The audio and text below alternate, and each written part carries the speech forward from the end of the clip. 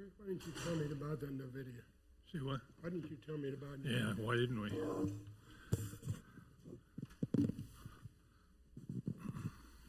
little too narrow for me.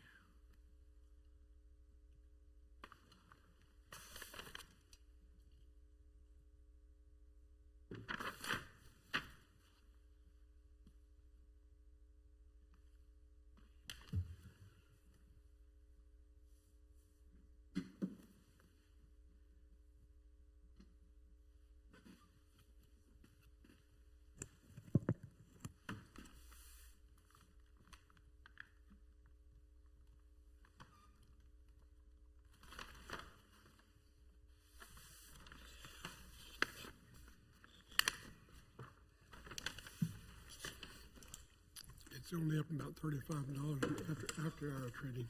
Yeah. Let's split 10 for 1.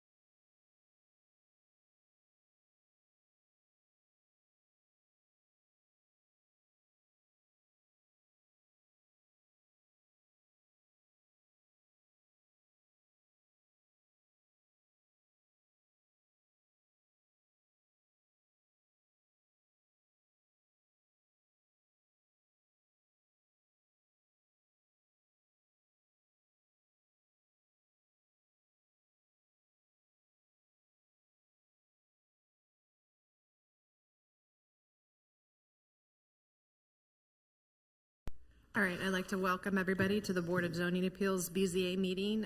It's Wednesday, May 22nd, 2024. We're going to start out with a call to order. Members that are present, Munson, Dirksen, here, Pepes, Dunn, Farrington's here, Hawk, Here. Bussing. Here. Okay, we have a quorum. We're going to start out with the approval of minutes, which we do not have any from last week. That will be passed on to the next meeting. The next item to approve are the bylaw amendment. We have new bylaws. Kelsey, do you have anything that you want to add there? I don't have anything that I need to add. If there's anything that you guys have questions on or want to change or don't like, let me know and I can mark it down. Okay, so we'll vote to approve the new bylaws by an amendment vote. All those in favor of approving? Munson? Approved?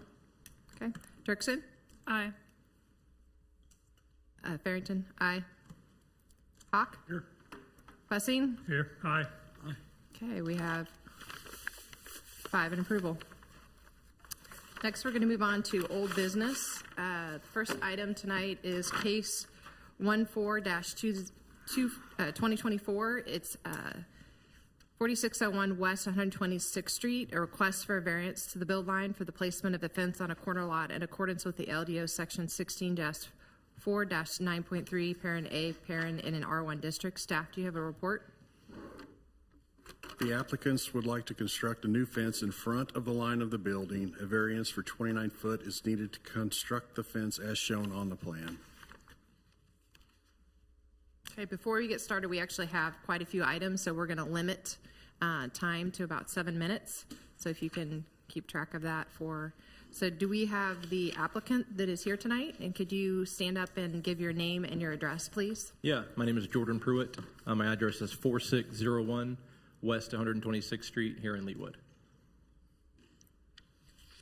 Ready? Mm-hmm. Okay. As mentioned, we're seeking approval to put just a fence around our property. We live there a couple of years now. Our kids are old enough that they're not crawling, they're walking and running around our yard. We live on a corner lot here in Leawood, and so it's really put us in kind of a unique situation where the north side of our home has a monument sign for our subdivision on it. That's been existing since the 80s, I believe, since that was put up, and we're just trying to find the best solution to, enclose our yard that doesn't dissect our yard in any kind of interesting way. That would not be appealing to the HOA or the folks that drive through the neighborhood there. So we've got several pictures of that, but that's initially our ask on that side. Okay. One of the things we have to look at on a variance is that there are 5 factors. Mm-hmm. And if you could just speak on each of those 5 factors, the 2 that we usually have difficulty in looking at are uniqueness of the property and then hardship. But if you could just speak on that a little bit, that might help us. Sure. And can I put this slide up?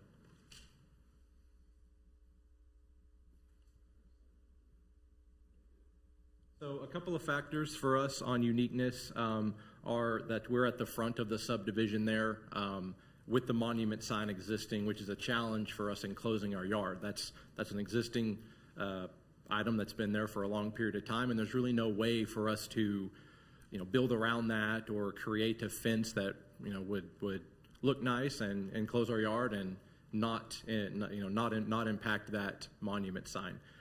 The other piece is, you can see on the picture there, we're on a unique kind of a layout on our yard. Our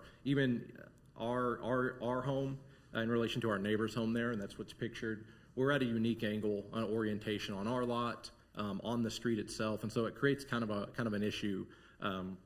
The request for our variance on the front side here is it's not actually a construction in the front of our home. It's about 4 feet behind the front of our home, but it's a straight line across our yard to that monument sign. And so it's considered the front or the side of our home just because of the angle that our home sits on the orientation of our yard. Chairman, may I question the applicant? Yeah, go ahead. Okay. First, I want to get a definition of this particular picture. It has 2 black line and a red line leading up to near the monument you were talking about. What's the black line represent, and what does the red line represent? Okay. Can I see that picture in the packet?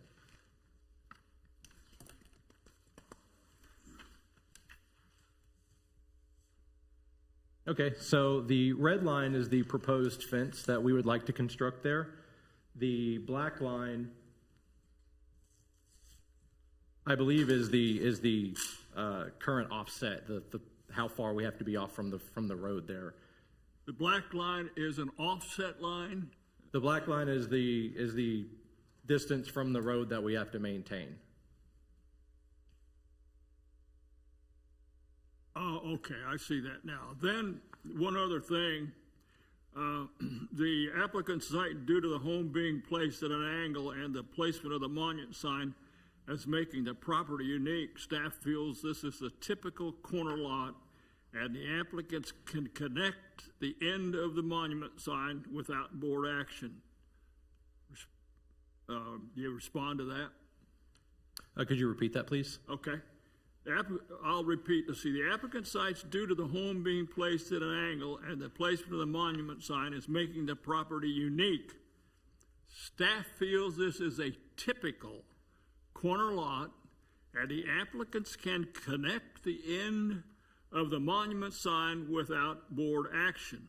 Now, what I get from this is that the staff feels that being on a corner lot doesn't make you unique, based on what they're saying here, and that you can do your fence without connecting it where you want to.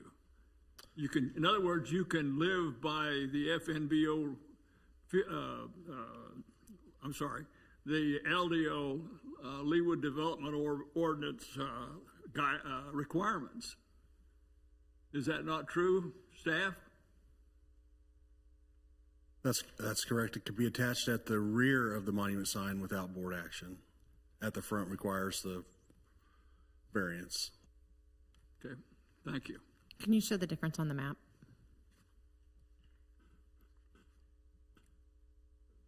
Where we're connecting to the rear review versus the front?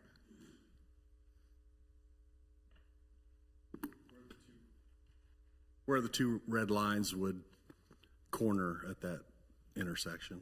So then what we're looking at for the variance is the difference of the depth of the monument sign. Correct. So it's enclosing more of the side yard into the front. It's encroaching into the front of the front build line or front of the home.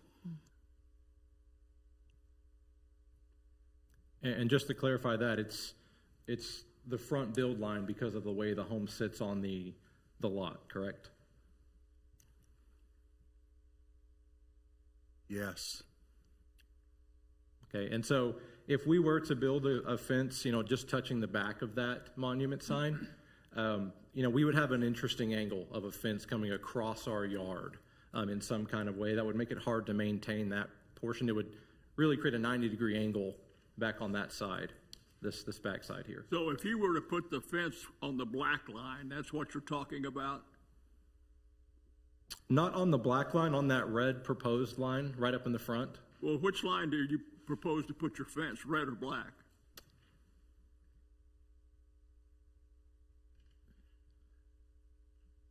So that's the proposed modification. I say this red line right up here I'm pointing at here. I can't hear you. You have to speak in the mic. I'm sorry. That red line right up in the front. Can you see that there? That's how we would like to have it constructed, and that's how as we've shown this to the HOA, we walked this with the. But the LDO is the black line. It's where you're supposed to put it. Okay, I got it.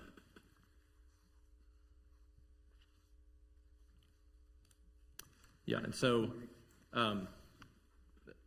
as I said, we walked this with our HOA president, and this seemed to be what makes the most sense, to just have it flat across the yard like that. I understand there's the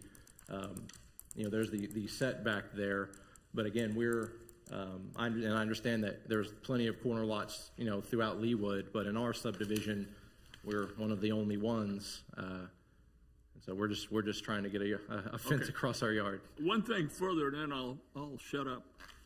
If you put it on the red line, it looks like it makes a rather sharp triangular piece of lawn right there where it meets the monument sign. Have you thought about that?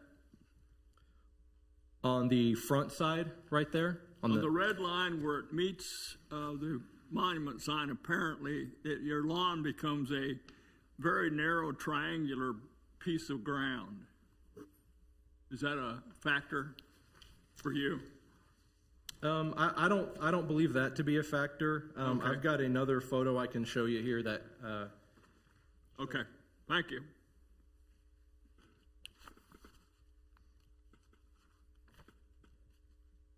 So that's the proposed line there. I showed it over the sky view, and then there kind of at an angle to show, we're just trying to, connect that monument sign that exists in our yard today and run straight over to our house about 4 feet back from the front of our home. That's where our utilities are. That's where our air conditioner units and everything are. And so right now, as it stands, when you drive into our subdivision, the very first thing you see is a couple of air conditioner units. In this photograph I'm looking at, there looks like a box of some kind closer to the sidewalk.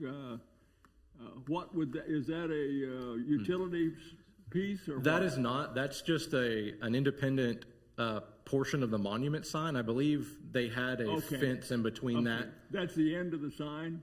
that. That's just an individual pillar. Okay, okay. And so we wouldn't want to connect to that. We want to Okay. connect actually where that tree is located back behind that. Like I said, it's a straight line from about 4 feet back from the front of our house straight over to that monument sign there. Staff, can you put this picture up?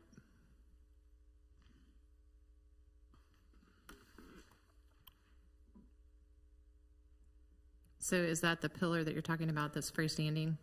That's right. That's freestanding. That's not where we would attach. But it shows actually the side of your house where you have obviously your air conditioning unit and pad, and so you're wanting to hide that We are, with your correct. fencing, but it would not connect to this front pillar. It would connect a couple feet back from there. Correct. Yeah, several feet back from there. As you can see, those bushes, and you can see that tree that I pointed to in my previous picture. We're behind that tree, so it's a straight line behind that. So it's several feet back. I wish there was a more clear picture, and there may be.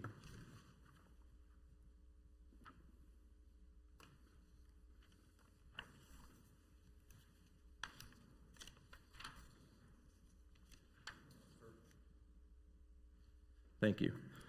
So this is actually a picture from behind that air conditioner unit. You can see that tree that I was mentioning there, and you can see we've got a small swing there for one of the kiddos, and then there is the end of that monument sign that we would like to attach to. So it's actually behind that tree.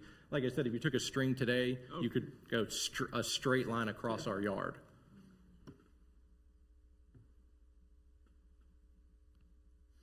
And part of our challenge with attaching to the back side of the monument sign is we would create an interesting angle in our yard if we insisted on covering our utilities, right? Covering those. There's really not an elegant way to cover those and still connect to the monument sign, which is just in our yard. You're addressed on 126th Street. Is that the curved street in front It of your is. house? Yes, sir. What's the other street? Row That's Avenue. Row? Okay, thank you.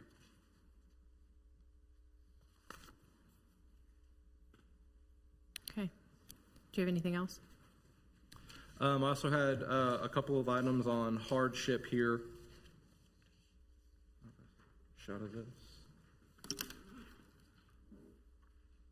And so when we talk about the hardship aspect of this, when we originally moved in 2021, we actually paid a contractor to get a fence installed. We, of course, learned that there was a 30-foot setback from the side and a 25-foot for the HOA.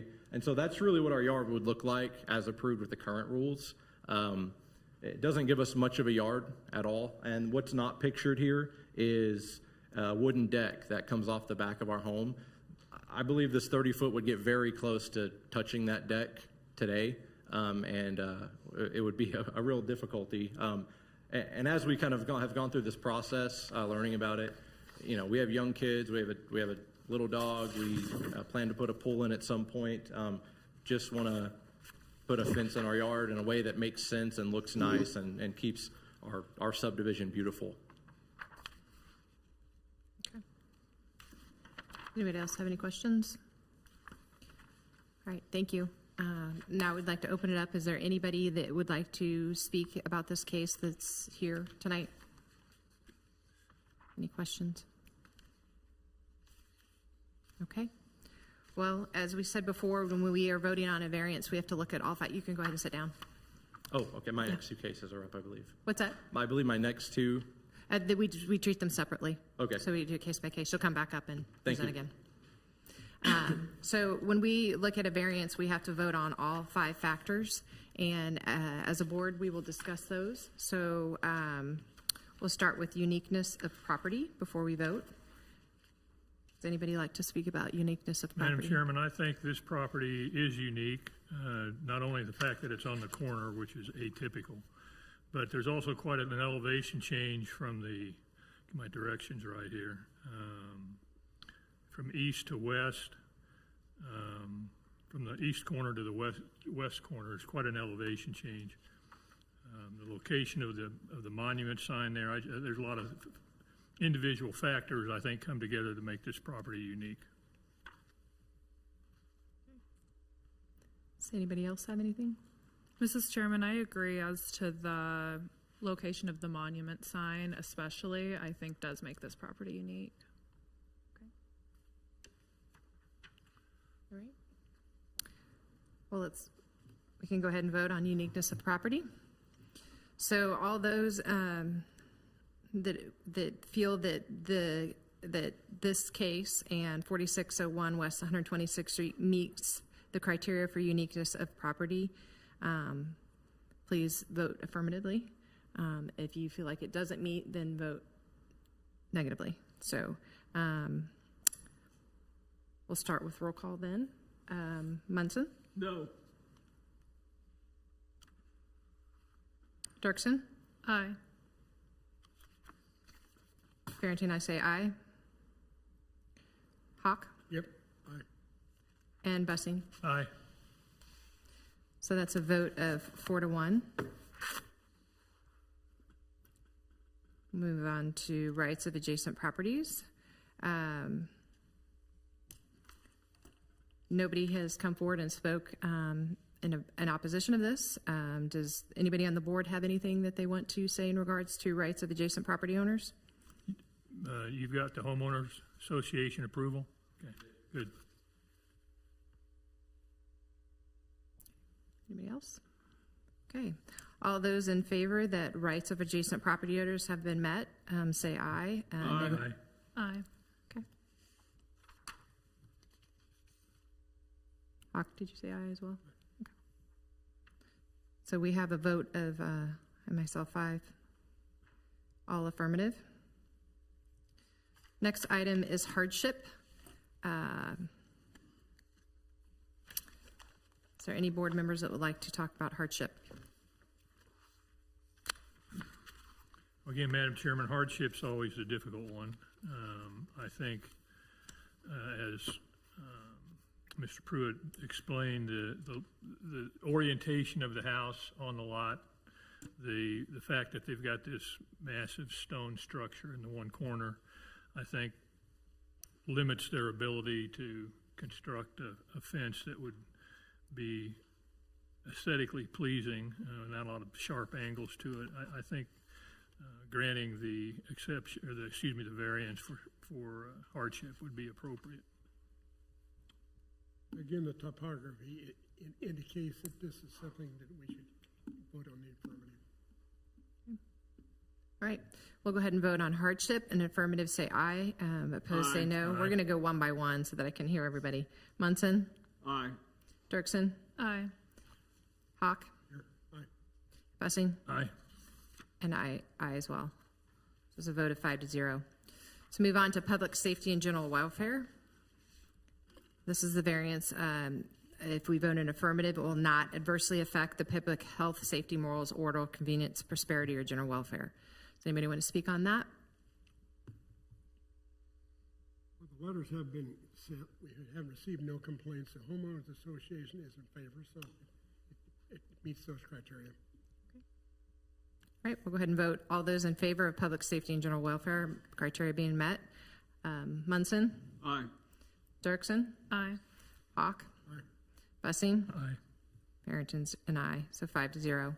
Next is spirit and intent. The intent of the ordinance is to protect the character and unique look of the neighborhood. Do we have anybody that wants to speak on that?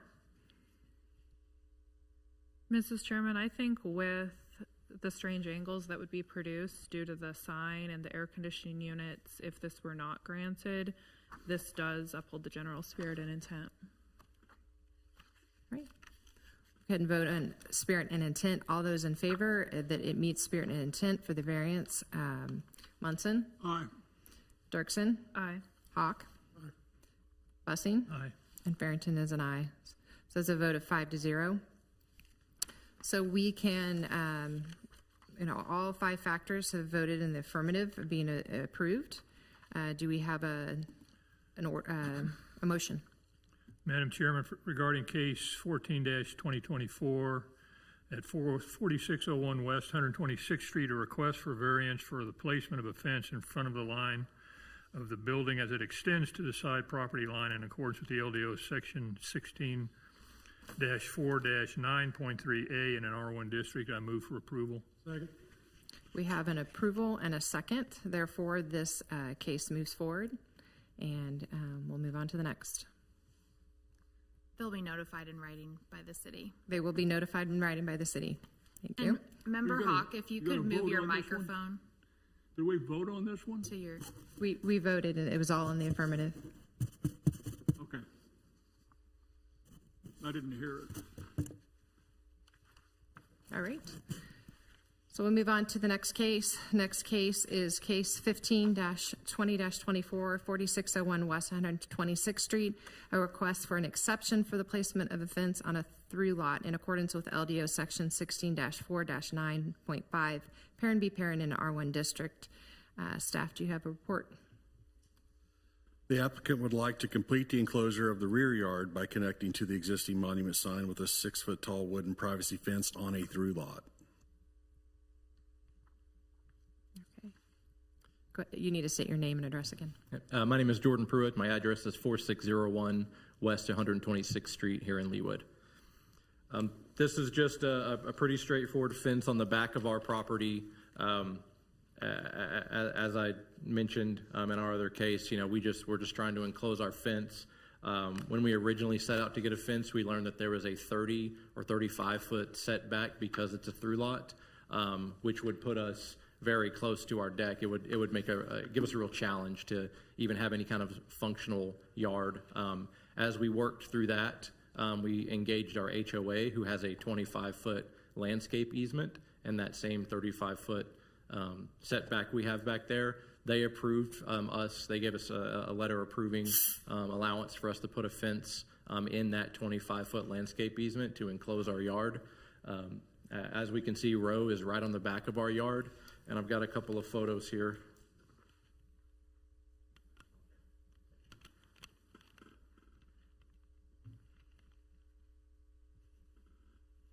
So this here is a picture of our yard. That would be the west side of our yard. That's from Row looking east into our yard. You can see that there are several large mature trees when we moved in here a couple of years ago. Due to weather, age of some of those trees, we've had to have those removed, those larger ones that I've placed an X on. Pretty sad deal. We didn't want them to go. Some of them fell on their own. But I've got another photo of how it looks now from the other side of our yard.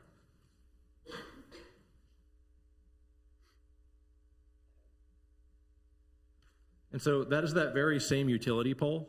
That's just from the other side of our yard. You can see previously there was quite a bit of foliage that gave us pretty good cover from the visuals and the noise of Row. A lot of that's gone now. We don't have any large mature trees left. So we're just looking to place a fence there for security purposes, noise consideration. And again, we've got young kids and a dog that would probably run away if we let him out. So, Mr. Pruitt, your neighbor to the south, is their yard fenced? Their yard is fenced. They previously had one that was all the way back at their property line. They went to replace this several years ago before we moved in, and they actually did adhere to the 35-foot setback in their yard. Their kids are grown. I don't think they have they don't have a pool now. They don't plan on putting a pool in. So I think they're in a little bit of a different situation than us. You're talking about a 6-foot fence, or have you considered a 4-foot fence? In Leawood, we like to maintain a park-like atmosphere if we can, but perhaps you can speak to that. Sure, absolutely. So, really, I think on the back side of our property, 6 foot's important to us because, again, there's just not much coverage from Row right there. As you look at the photo there, it's just right there. Those monument or that independent pillar and that monument sign are, 10 feet tall. So they're pretty tall. So I think to have that, maintain a decent visual, I think the fence needs to be a little taller. And also, we do intend to put a pool here at some point in our yard as our kids get a little bit older, and we don't want to have to come back and build a 4-foot today and come back and do a 6 later. Staff, can you point out on the map the difference between case 15 and 16? Because the wording's the same, but obviously we're voting on just one section for 15, so we know exactly where we're voting on. 15 just applies to the exception to place the fence on a through lot, whereas 16 is for a fence height exception, Okay. which would allow a 6-foot fence instead of the 4-foot. So we're just looking at the location on this case.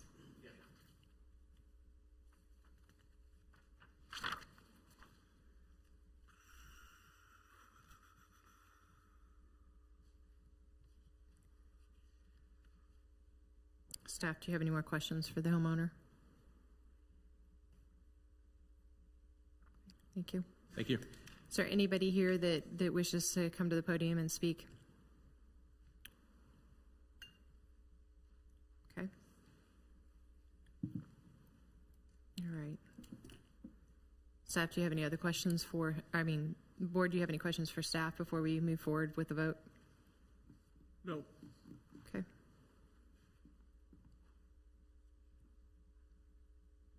You need a motion? Yeah, need a motion.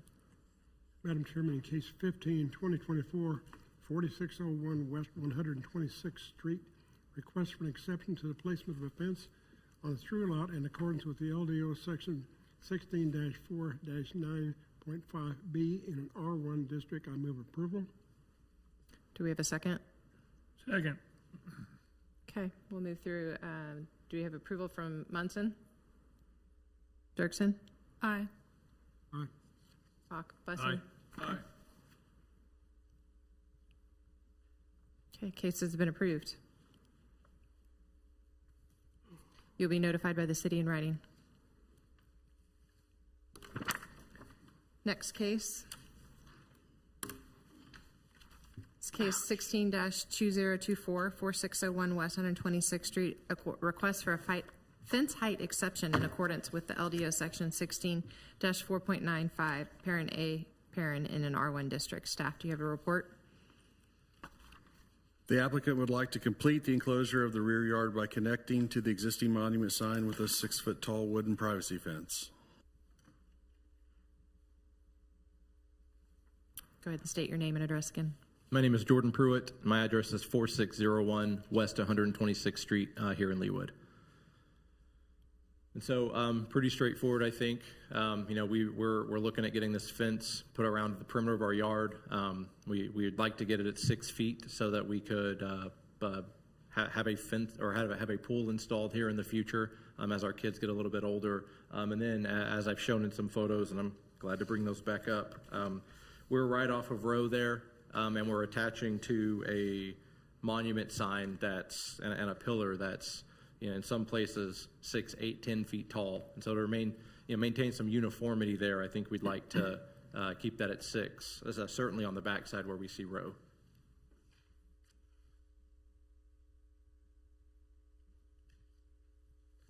Another consideration is that there were previously many mature trees along that line, which are unfortunately not there anymore. And so, we'd like a little coverage there. There also is a pretty significant elevation change from even where our house sits to the to Row there. And so, as we walk straight out of our main floor kitchen, right out onto our wooden deck, we're probably 12 feet above Row. I can look right across. I could easily look over a 6-foot fence. A 10-foot fence I could easily look over. This will just help give us a little bit more privacy on the backside. I might speak on this. It kind of was brought up before. Typically when we're dealing with fences and fence height exceptions, it's to be 4 feet typically. Mm-hmm. When we have homeowners come in and say they're going to build a pool in the future, people can say that every time they come in. We can't look at that factor because you may or may not do that. So we have to stick with what the ordinance is at 4 feet. Now, the other factors that you're bringing in consideration have more weight. Mm-hmm. The fact that there is a monument sign that's 6 foot, 8 foot, 10 foot in some places, and that you have an elevation where it's 12 foot above Row. So those are more factors to look at than just stating that you're going to build a pool one day. So we probably won't look at it in that viewpoint or lens. That's fair. Another couple of things there, you know, there's some wildlife that runs through there. We've had some deer in our backyard, which is pretty cool for my kids to see. But, you know, I think maybe a larger fence may help deter that potentially. And, you know, from the other side of that, I've got a 4-year-old, a 2.5-year-old, and a 1-year-old. We're going to be Leawood lifers. We're here until they graduate, so we're looking at the next 20 years. And so a 6-foot fence may give them a bit more of a climbing challenge than a 4-foot fence to get onto Row, which is a very busy street. And we're, you know, right past that small foliage there that's left, there's a busy street. Staff, I know next door it was identified that there's only a 4-foot fence. Are there any 6-foot fence along that row?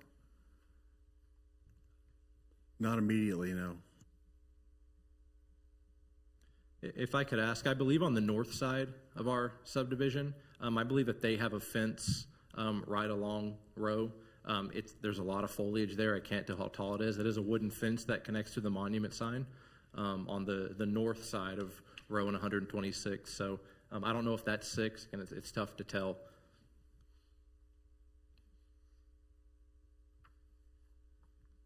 Madam Chairman, the board's had a history of offering homeowners the opportunity to build 6-foot fences when they happen to be on a busy street. I can think of 124th and State Line. We just in the last year gave two exceptions there for a 6-foot fence because of the busy street. I think Rose certainly is almost as busy as State Line is. I would think that would be a reasonable request. Thank you. Is there anybody here that would like to speak for or against this? Okay. Any other items the board wants to discuss before we have a motion? We've already approved the placement. It's just a matter of whether it's a 4-foot or 6-foot fence.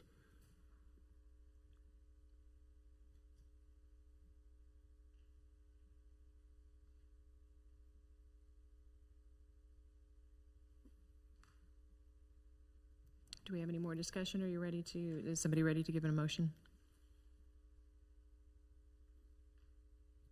You want a motion? Madam Chairman, regarding case 16-2024, 4601 West 126th Street, request for a fence height exception in accordance with the LDO section 16-4-9.5A in an R1 district. I move for approval. Second. We have an approval and a second. Do we have approval from Munson? Aye. Dirksen? Aye. Hawk? Aye. Bussing? Aye. And Farrington, aye. Case 16-204 has been approved. You will be notified in writing. One question for the staff. Do they need to show you and outline the fence or a description of the fence before the placement is done? He did. He did show us, yes. Okay. All right, we're going to move on to new business. Next item that we have is case 29-2024, 3004 West 121st Street, a request for an exception for the placement of a fence in accordance with LDO section 16-4-9.5, parent C parent in an R1 district. Staff, do you have a report? The applicant would like to replace an existing 4-foot tall fence in the side and rear yard on a corner lot. The fence has been in place for at least 2 decades. An exception for 17 feet is needed to replace the existing fence in the exact location. Do you want to go ahead and state your name and your address, please? Hi, my name is Oksana Thompson, and the address is 3004 West 121st Street, Leawood.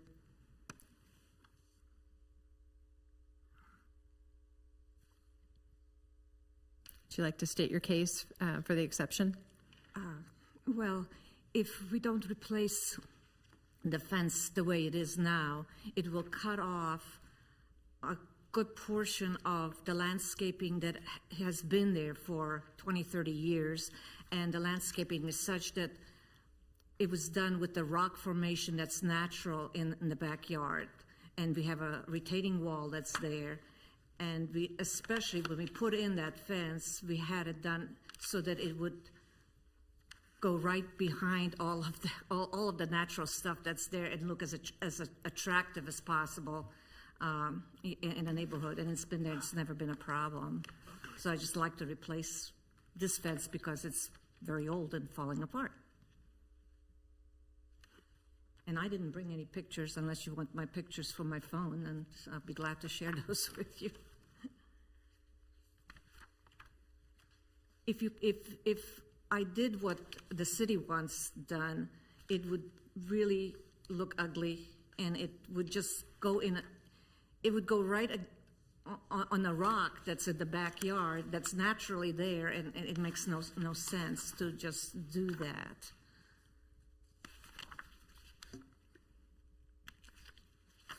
Staff, the picture that you have up there, is the rock the lower portion there? The lower portion is the retaining wall. The Retaining natural wall. rock is like, it's a hill, and so you just, it's all rocky. It's just rock that's jutting out, and it's just part of what the land is like, so.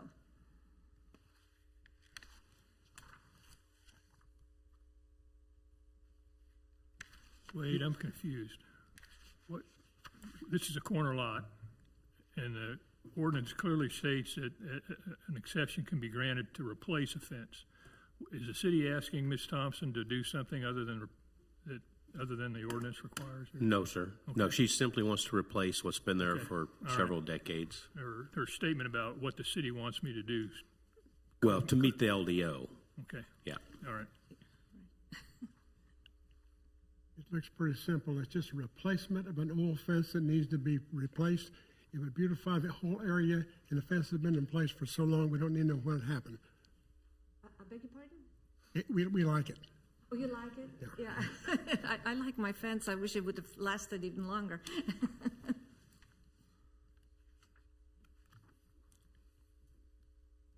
Staff has noted that all letters were mailed, no calls or complaints have been received at this time of report. No.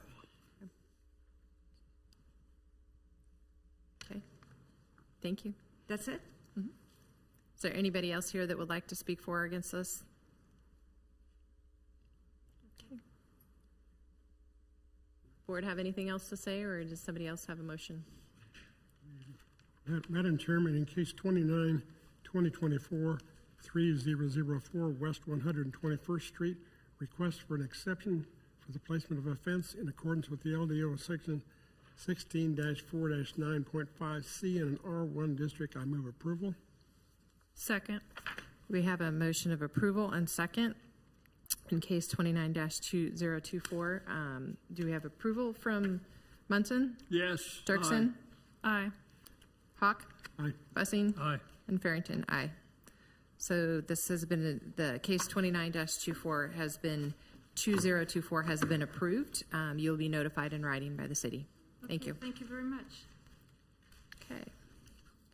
Next case that we have is case 30-2024.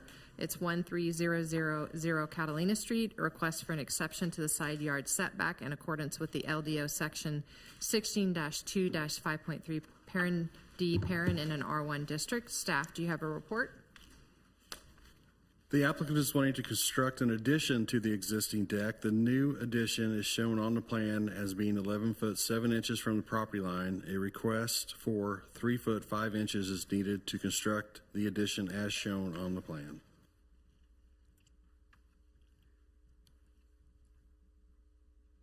Okay.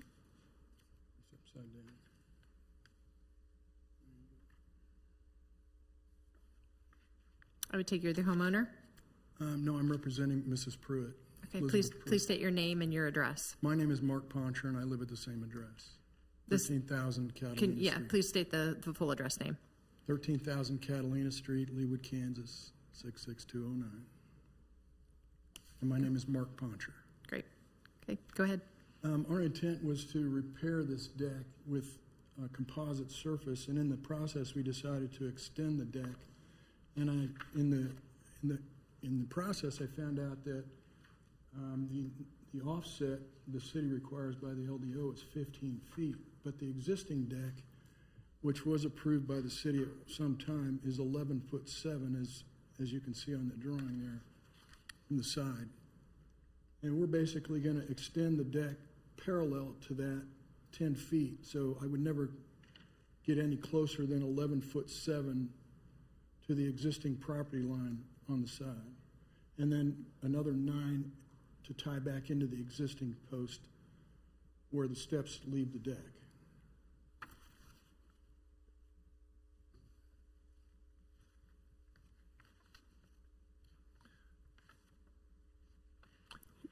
Wade, is this legal non-conforming? Yes, sir.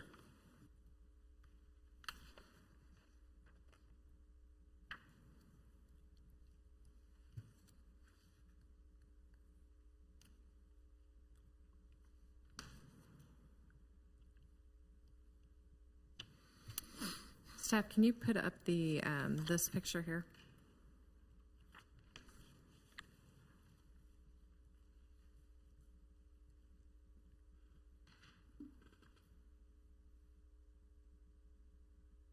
Is that the existing deck or is this the new deck? That's the existing deck. So if I could, If you could talk with the, sorry. we're gonna run parallel from this point to 10 feet this way, and then tie back into the existing corner. This is not the true rendition of the decks. The steps run kind of catty corner across there. So you're not encroaching any more than the 11.7 feet that you already have Exactly, in the legal non-conforming? exactly. So I'm asking for an exception to the LDO.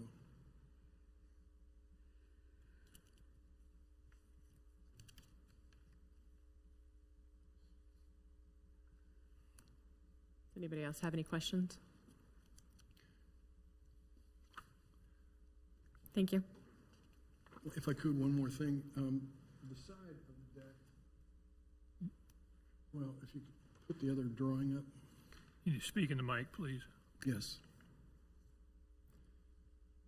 This side of the deck currently has a 4-foot wall, and we may end up putting a 4-foot wall here too. We're not sure. Across there. From this point to this point. That would be approved through the permit process. They can't approve a 4-foot fence on a deck. If you wanted to go higher than 4 foot, you'd have to have an exception. Yeah, the existing wall is 4 foot. We don't see any reason to go any higher. But that wouldn't apply to what you're hearing today.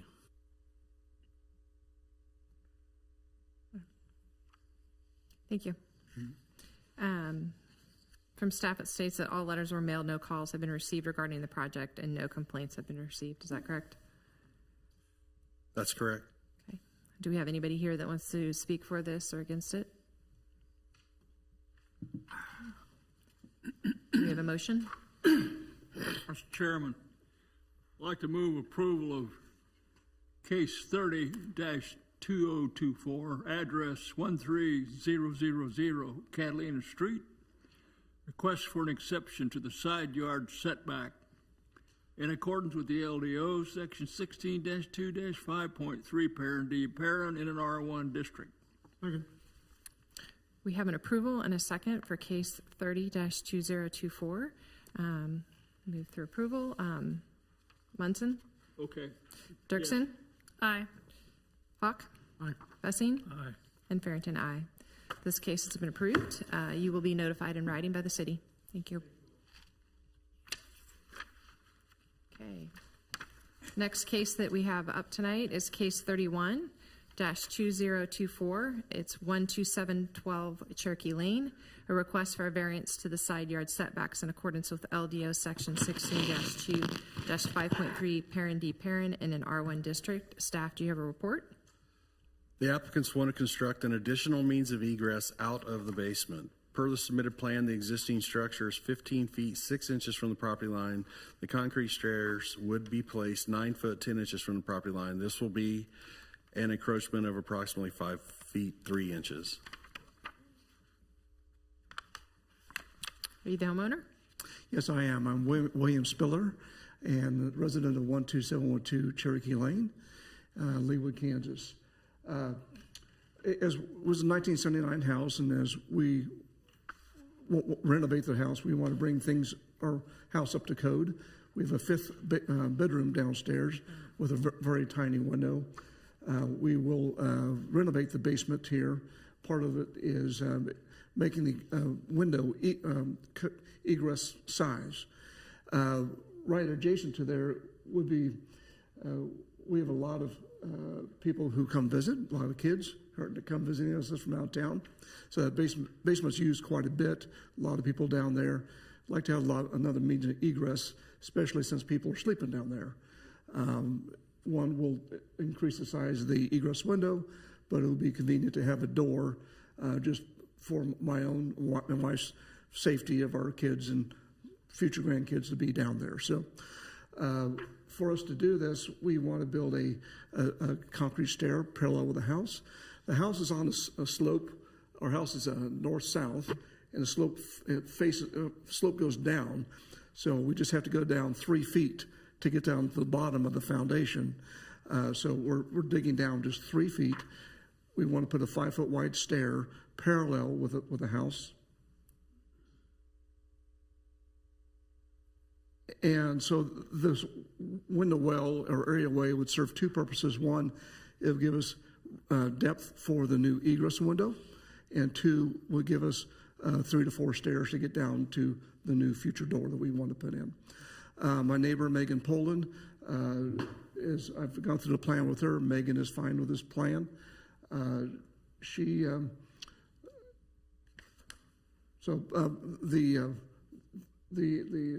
What we want to do is have more safety for our family as they sleep downstairs.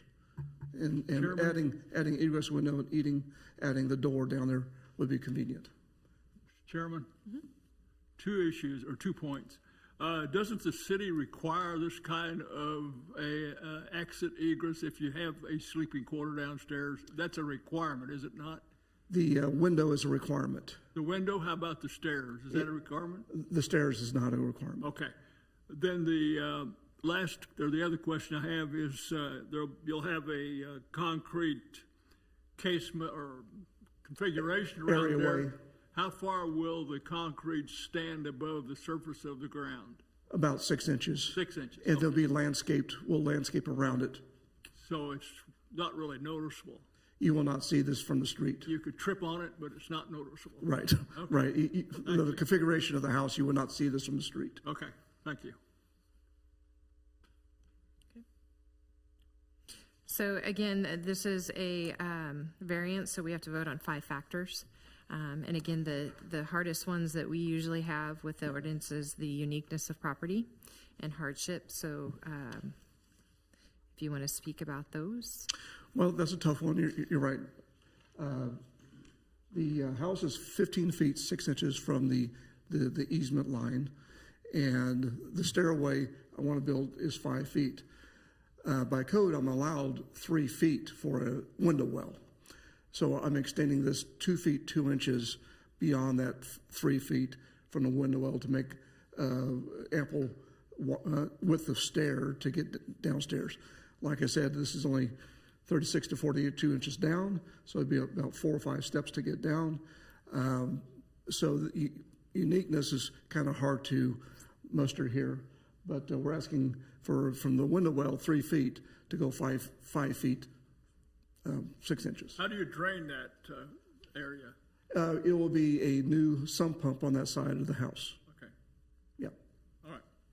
There is a bedroom down there now currently? There is a bedroom. It's a 1979 house. There is a bedroom down there now, but I don't know if the codes were different about egress back then, but the windows doesn't meet modern day code.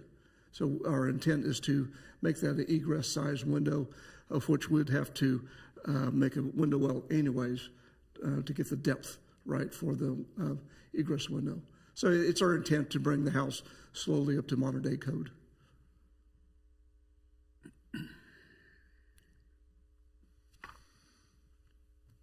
Wade, The LDO states clearly under the minimum distances that in no case shall any proposed addition be any closer than 10 feet to the property line. We don't have the authority to violate that, do we? Well, that's why it's a variance. If it were an exception, it wouldn't qualify, but that's why it's asking for a variance. All right, thank you.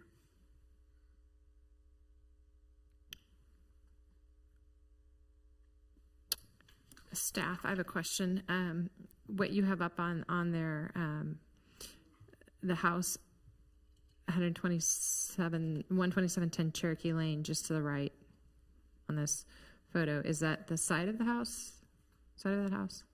Correct. Okay, because of the drive, I can see the drive to the lower portion. So it's two sides. Two Correct. sides, side yard setbacks. made I'm the picture here. just double checking. Okay.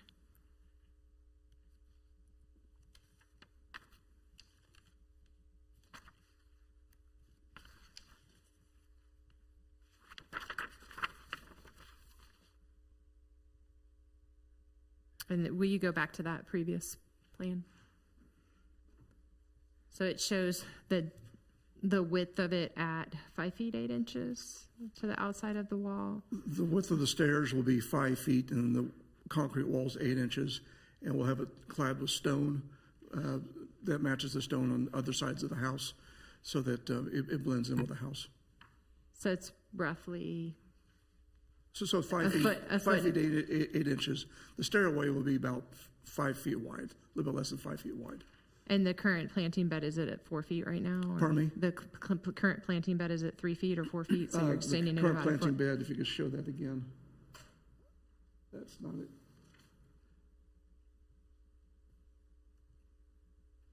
So that double black line is the planting bed, so it goes about 6 to 12 inches beyond the planting bed that's there About a now. foot. Yeah, so it's not going to change the look. The planting bed's been there for years and years prior to us owning the house. So it will go about, let's call it 1 foot beyond the planting bed. Okay. But it'll all be nicely landscaped and nobody's going to see it. Oh, that's a better picture. You can see the white rope represents the outline of the stair and areaway. You can see the window we want to replace to put an egress window in. Toward that bush is another window. We're going to put an egress window there as well. So it'll be 2 new egress windows, and then right in the middle will be a door. The top of the door will be the same height elevation as the current windows you see now.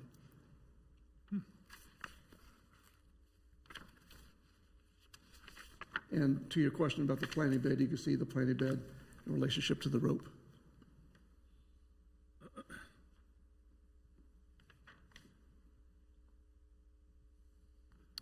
Do you have anything regarding hardship? Well, if we don't do this, we can't have the door. So there's no hardship like a gentleman with a corner lot. No, I don't have anything like that.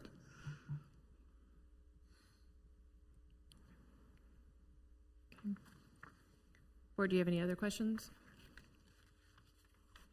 Is there anywhere else where, around the house or on the property, where this would be possible, or is this your only option? This is the only option to put it. This is the lowest part of the lot, so that the lot slopes down from the south to the north, and this is the lowest elevation of the yard, and that's why we like to have it in this location, because it's minimal impact to our neighbors or anybody else, and we like to go down, like I say, 36 to 42 inches down to the foundation to get to the bottom of the foundation to put the door in. Thank you. Do we have any more questions? Thank you. Before we, Madam Chairman, before we get into 5 factors, I think the most important thing is safety. And the egress provides that. We've got a bedroom down there that may or not be used by this applicant, but maybe in the future. So I think this overrides any of these factors that we have for discussion. Thank you, Mr. Hawk. does anybody else have any comments? Thank you. Sir, now I know that letters have been mailed out. Did you have anything come back, staff, from neighbors or letters? No. Okay. Is there anybody here tonight that wishes to speak for or against this before we get discussing the points? Okay. Again, as we said, this is a variance, so we have to talk about all 5 factors and vote on the 5 factors before we vote on the actual case itself. First one is uniqueness of property. Madam Chairman, I'm having a tough time with the uniqueness of property. I'm not necessarily seeing that here. It does seem like a normal sized lot, normal shaped lot. This is just a request that doesn't quite fit into the existing code, but I'm not really seeing that uniqueness here.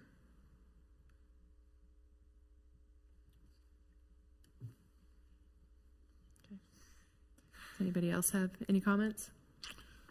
Madam Chairman, I agree with Ms. Dirksen and with Mr. Hawk here. I mean, this is all about safety, but the folks in Topeka require us to follow the law. And I don't see anything that's unique about this property. I wish I did, but I don't. Okay. All right. We're going to go ahead and vote on uniqueness of property. This vote will be if you feel that it meets the condition that is unique property in question, then you will vote aye. If you feel that it does not meet uniqueness of property, you will vote negative. So we will start. Munson? Negative. Dirksen? Negative. Hawk? Negative.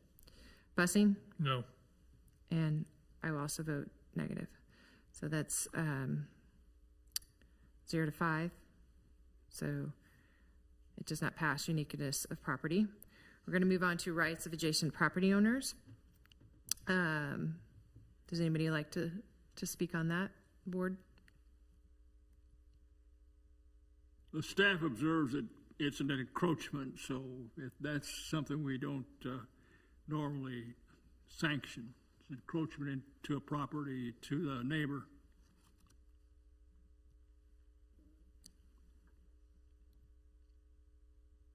Okay, we'll go ahead and vote on rights of adjacent property owners.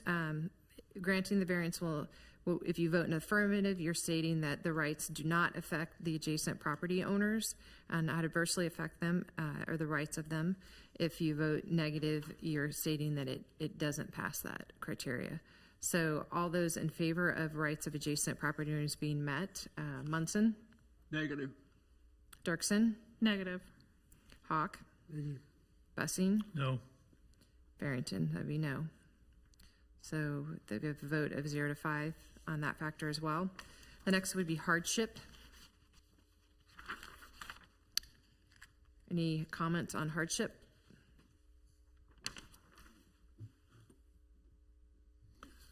I can take a stab at this one. So Away. the hardship here is it's a request and it's a want for additional means of egress for the homeowner. To add to the basement, there's already a window which meets the criteria of needed egress. So adding the stairwell is just additional to that. So there really would be no hardship because the laws are met with having a window.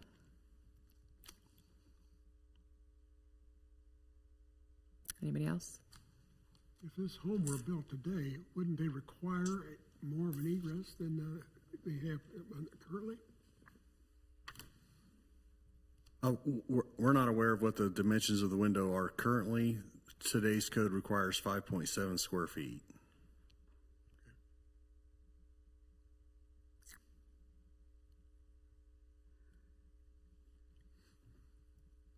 Okay, we'll go ahead and any other comments before we vote on the hardship?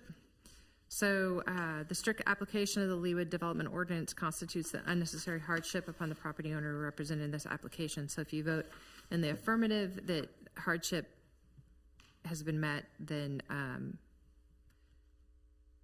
see how we put those. If we're voting affirmative, that the hardship criteria has been met, then you're agreeing. If you're voting that it has not been met, it's negative. Okay. So all those in favor of the hardship, Munson, Negative. Dirksen, Negative. Hawk, Negative. Bussing, No. and Barrington's no. So we have a 0 to 5 again on hardship. The next item is public safety and general welfare. We're voting on the variance not adversely affecting public health, safety, morals, order, convenience, prosperity, or general welfare of the general public. Anybody want to speak in regards to this item? Apparently, the staff thinks that a egress stair only 4 feet 6 inches, or rather 9 feet 10 inches of the side property line is not a safe situation. So apparently, this doesn't meet that.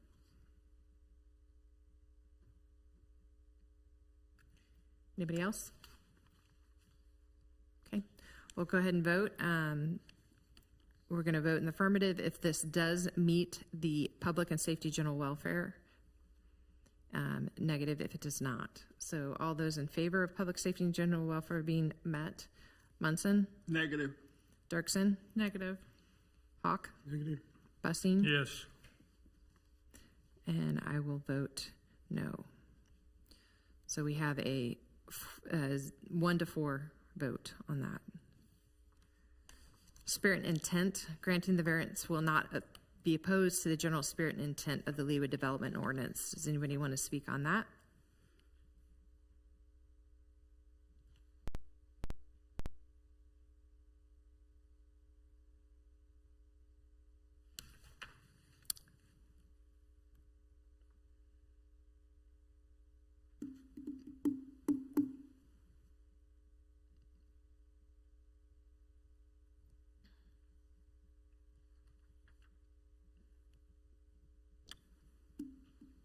I can speak on that. So spirit and intent is one of those where I think the intent is obviously for safety and providing egress from the basement, looking to do that. However, what we're voting on here is the side setback and the encroachment from the property line.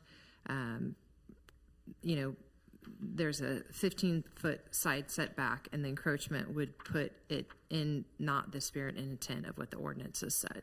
So putting in something that may be a safe means of egress, although it doesn't meet the spirit and intent of what was intended for the ordinance.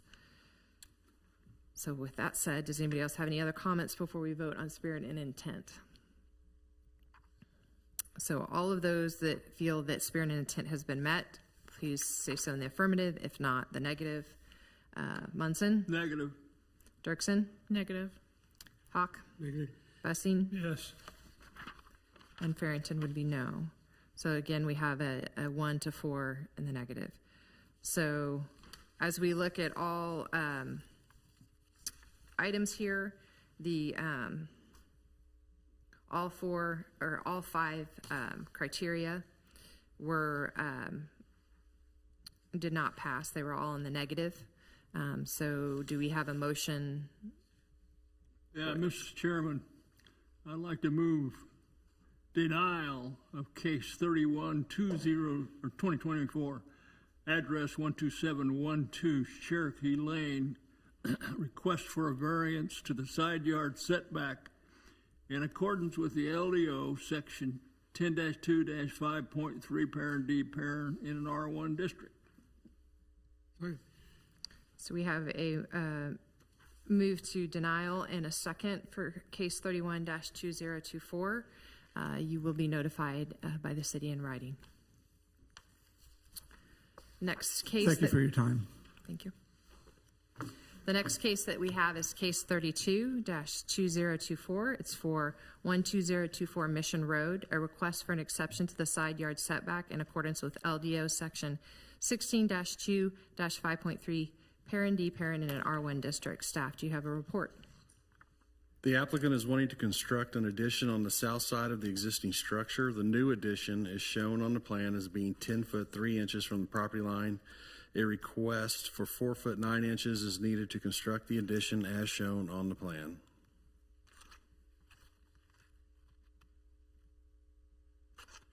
is the homeowner here?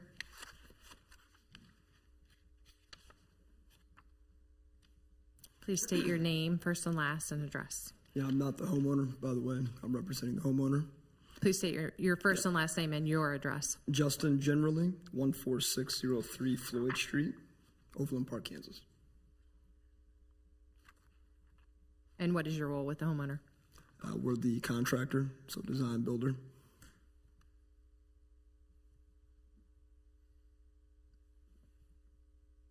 Go ahead. Okay.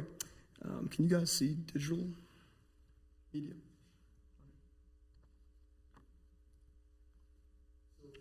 Just make sure you're talking into them. Oh, Is there a handheld mic over there? Okay. So this is the lot in question.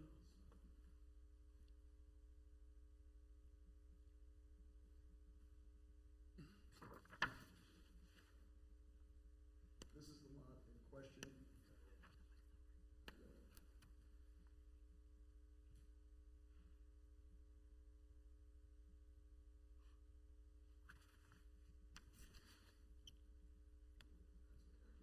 You can use that one until I figure it out.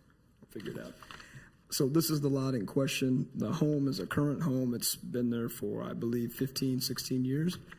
The current homeowner purchased it 2 years ago with the intent to expand with a growing family. And so we came on board about 6 months ago and started the design process. And we're looking to expand the home, obviously this direction here, going towards the west, because we're pretty much landlocked in. There's an existing swimming pool there that we're working around. And then also to the north of that, over here, there's a sewer easement that cuts the property in half. So they actually own property to the left of that sewer easement as well, adjacent to the lake. And the property line stretches all the way back to about here. Well, if you see that, about another 300 feet back. So it's a very large property, but unfortunately we don't have much room to work with when it comes to attaching to the house and expanding without going this direction to the west. What subdivision is this? I'm not familiar with what subdivision it's in. It actually sits right on Mission Road. Yeah, it's right on Mission Road. That's right up here at the top, 120th and Mission. Okay. Tomahawk Farms is the actual name. Tomahawk Farms, thank you. Is the creek near this property? Tomahawk Creek? Yeah, the creek is in the back of the property, I believe. Okay. All the way back here in the back. Does the property line go to the center of the creek? It goes past the center line of the Goes creek on the past- other side. Okay. Yes, sir. Thank you. And when we do this addition, we will be getting rid of the drive access that goes around the property. And so we'd be eliminating hardscape with the addition and getting rid of the garage doors on the bottom floor back behind the property there. And so in this, we would be beautifying the property in our minds and actually making it a better property for the neighbor to see as well.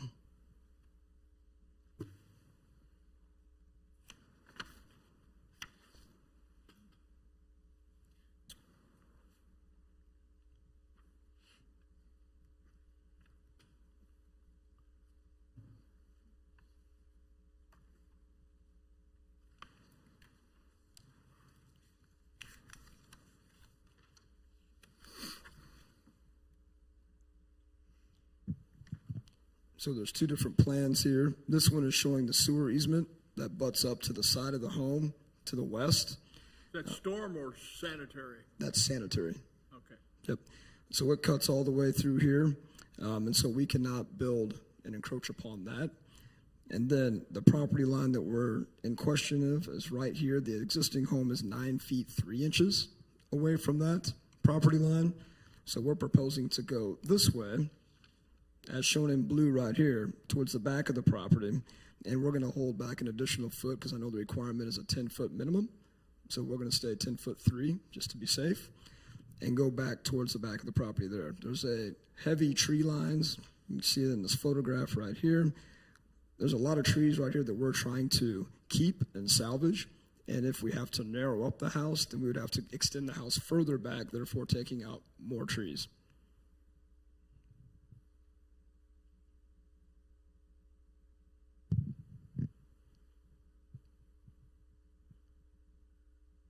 Can you put up the roof plan? Yes.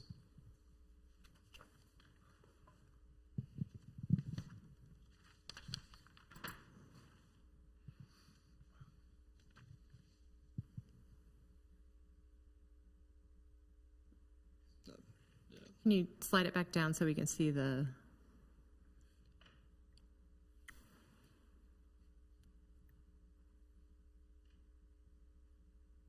Is that better? Yeah. Does it say 9 foot 7 inches at the top there? It's Yeah. 9 foot 3 inches. And then you're proposing down below. Yeah, the closest that we would get would be this line right here, which is actually 10 foot 3 inches back from the property line. So you're adding the existing is already 9 foot 3, and so you're adding an extra foot for your addition. Yes. And so it follows that line all the way back. Yep, and it falls parallel to the property line all the way back. Can you put up the next drawing that shows, I think, the adjacent property? Probably be this Ames map. I don't know if I have that one. Oh, thank you. So that blue line is the 9 foot 7? That's the 9 foot 3. 9 foot 3, the existing. And then Correct. so there's quite a bit of distance. I mean, obviously the blue line's property line, and then the house to the south. There's a big side setback there. Correct. There's about 60 feet of space from the property line to the house adjacent to it on the south. Does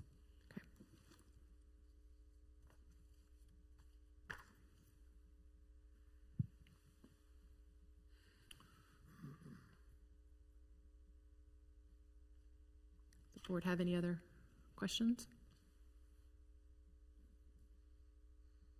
Okay, thank you. Thank you. According to staff, all letters were mailed and 2 calls have been received regarding the project. No complaints have been received. Is that correct? That's correct. Okay. Is there anybody else here that would like to speak for or against this case? Okay. Then do we have a motion? Madam Chairman, in the case 32-2024, 12024 Mission Road, request for an exception to the side yard setback in accordance with the LDO section 16-2-5.3D in an R1 district. I move for approval. Second. We have a motion for approval and a second for case 32-2024.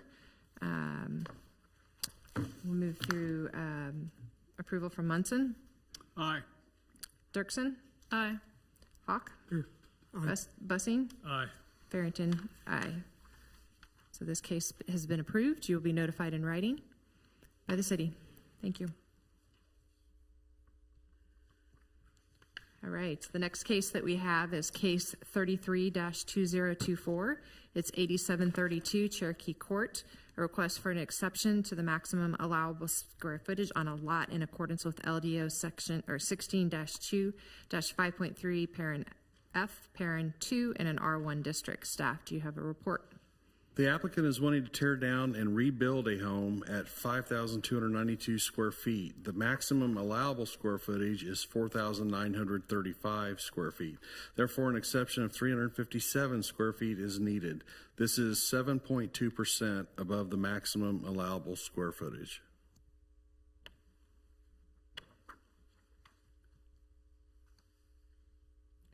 Are you the homeowner? Yes, I am. Okay, please state your name and your address. My name is Ryan Felton. The address is 8732 Cherokee Court, Leawood, Kansas. I'm joined here tonight with my wife and 3 kids. As they mentioned, we've lived here in Leawood for 12 years. We've tried to remodel our house, but have not been successful, so we're looking to tear down and build a new house. We've gone through the process. We did a survey. We got our maximum square footage calculation for a regular shaped lot, given that ours is trapezoidal shaped. And that calculation came back to be 5,373. So we designed, built a floor plan. We thought we had everything ready to go, everything within acceptable limits at 5,292 square feet. However, at permitting time, we discovered that the actual calculation for the maximum square footage as mentioned, was 4,935. So that's why we're here today to ask for that additional 357 square feet. We live in a neighborhood with very large houses. We live next to Somerset Lake, where there are other large houses. So from a characteristic side of things, we fit in well with that. Our neighbors are all either doing remodeling or other teardowns as well. And we've talked to all of them and informed them. They're all very excited as well. Other things to note on the survey as well too, we're well below the non-permeable space. We're only at a 27% non-permeable space. And then with our setbacks as well too, we're well within all of our setback limits, so that those are not an issue. We have a lot of green space. So I think it's because of this trapezoidal shaped lot is why we're running into this issue with the maximum square footage calculation. And again, had we had the right number to start with, we would have planned that. But given we have all the designs, the floor plans, the survey, and everything else done, we're here requesting this exception. Okay. Mr. Felton, I've observed your 3 children. They're very well behaved. Congratulations. Thank you very much. Does the board have any questions or comments? Hang on a second, let me do some math. My question is to the staff. You know, we're asking for less than 20%, which is in the ordinance, and he's talking about like 7%. I guess I kind of wonder sometimes why we're here.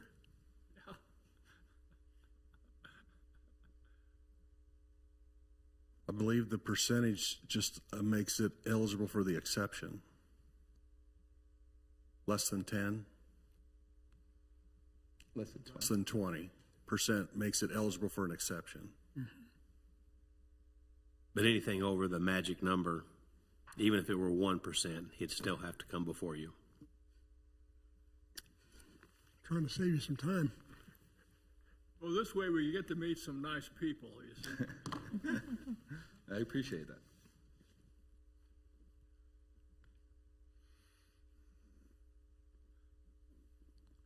Can you put the Ames map up?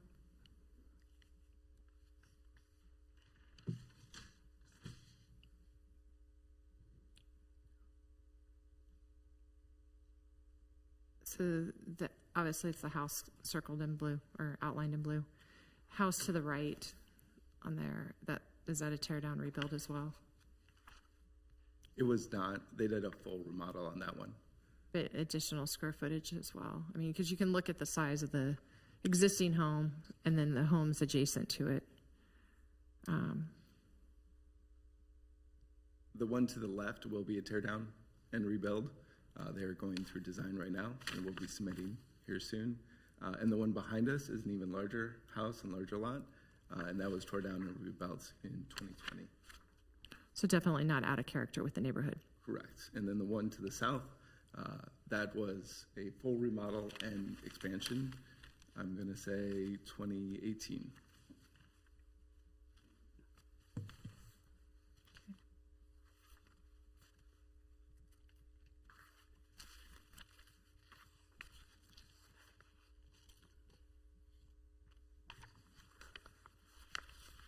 Does anybody else have any more questions?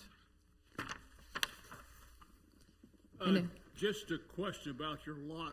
What's the square footage of your lot? You know? I believe it's 0.59 of an acre.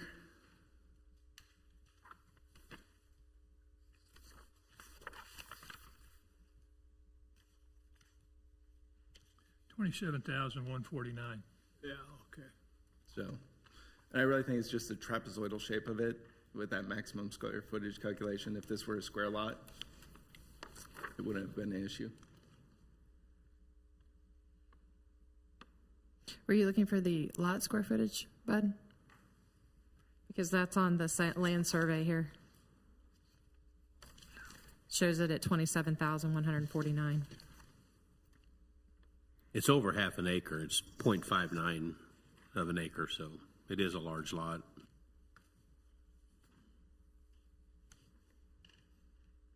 And as mentioned, we're only at that 27% non-permeable space, so we still have a lot of green space on the lot.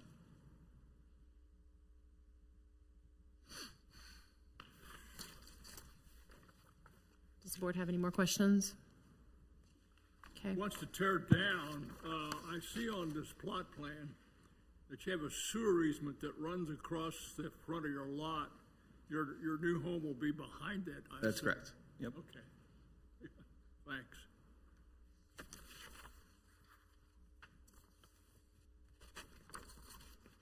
And then to the character as well too, do you have the picture that we submitted as well? I know that was a question.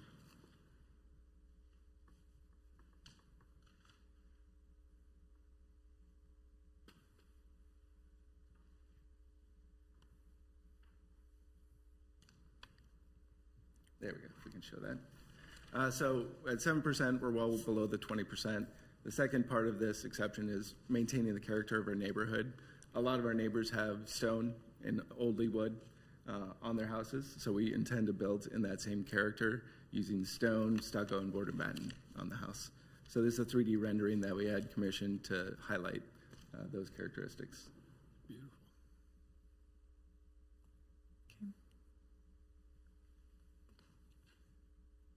Any more questions? Okay, according to staff, all letters were mailed. 2 calls have been received wanting clarification. 1 email in favor has been received regarding the project. There actually are 2 in our packet, both affirmative. Is that correct? Correct. No complaints. Okay. Do we have anybody here that wants to speak for or against this tonight? Okay. Board, do we have a motion? Mr. Chairman, I would like to move for approval, case 33-2024, address 8732 Cherokee Court. Request for an exception to the maximum allowable square footage on a lot in accordance with the LDO 16-2-5.3, parent F, parent 2, in an R1 district. Second. So we have a motion for approval and a second. We'll move through the approvals. Munson? Aye. Dirksen? Aye. Hawk? Aye. Bussing? Aye. And Farrington is an aye, so that's approved 5-0. Case 33-2024 has been approved. You will be notified in writing by the city. Thank you. Thank you very much for your time. All right, the next case that we have is case 34-2024. It's 3905 West 110th Terrace, a request for an exception for the placement of a fence in accordance with the LDO section 16-4-9.5, parent B parent in an R1 district. Staff, do you have a report? The applicant would like to replace an existing 6-foot fence in a new location. An exception for 25 feet is needed to replace the existing fence in the location shown on the plan. Okay, take it, are you the homeowner? Hi, yes, I'm the homeowner. I'm Sherry Cisco. I'm here with my husband Jerry. We reside at 3905 West 110th Terrace. And we moved into a home that has an existing pool and existing fence, but the fence needs replaced. I have the picture up there shows behind our house is Mission Road. And there's a large berm that runs behind our fence, which is a very nice block for us from Mission. And the fence would not, our property line is actually up on that berm, but we would not want to affect that berm or any trees. We just want to put the fence in a straight line. I'll show you this here. So that is the red line is the current fence outline. It's kind of an odd shape, so we're having to maintain both in front and behind the fence. And what we would like to do is put the fence in a straight line that follows the line of the berm behind our house and between Mission Road and our house. So when we measured if you look up at the top, it's 50 feet from the road, from the corner of our current fence, and we're about 10 feet from our property line currently. And the fence was put in sometime in the 90s before the change on a through lot ordinance was put into effect. And then I'll show you a couple pictures. So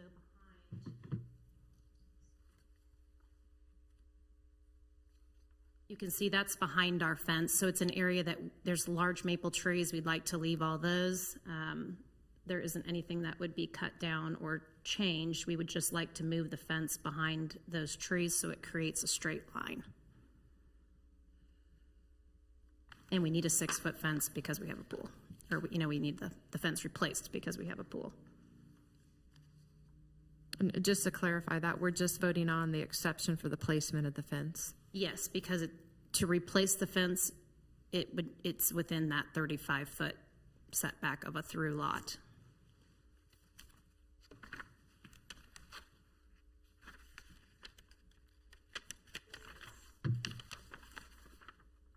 That's a view from Mission Road, you can see, and from the sidewalk. That's on the other side of the berm, so it's very wooded.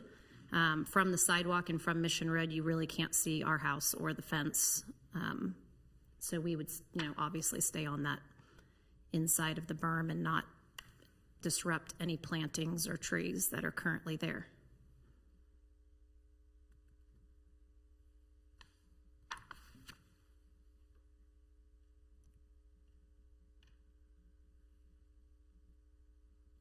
Ms. Cisco, who maintains the property between Mission Road and the fence? We do right now. You do? Mm-hmm. The city does come through and maintain between Mission Road and the berm, but we maintain everything from the berm, through our property. Okay, thank you. Mm-hmm.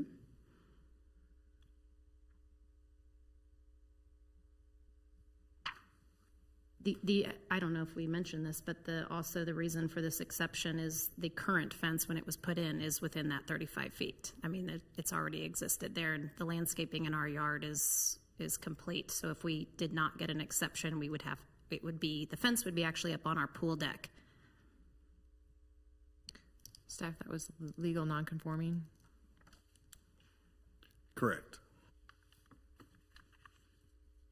Can you put the Ames map up that has the blue and the red line?